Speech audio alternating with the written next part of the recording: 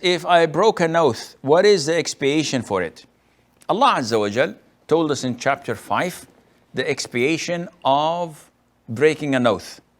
And this expiation is formed of two types.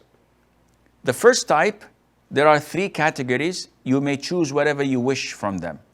If you're unable to do any of the three financially, then you move to the second alternative. So I say, Wallahi, this is an oath. I will not come into your house tomorrow for lunch.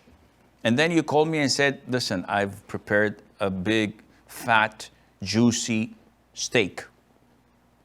And I love steaks. So I said, what should I do?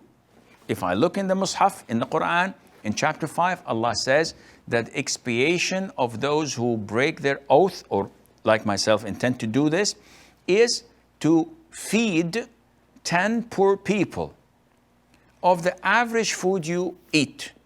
So a meal, average meal would do, or 1.25 kilogram of rice per individual would do, half a sa'. This is number one.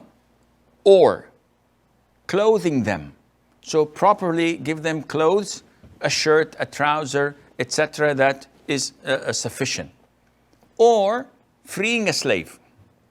So I have the choice of these three. Whichever I take, it's okay.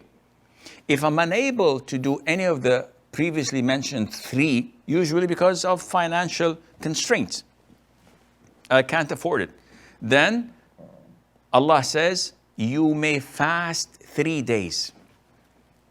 So fasting 3 days, preferably consecutively, but if you separate them, it is permissible, inshallah. This expiates your oath. A lot of the Muslims begin with fasting, though they have the money to feed, because they think that they have the choice, and they do not. The choice is only of the first three mentioned earlier.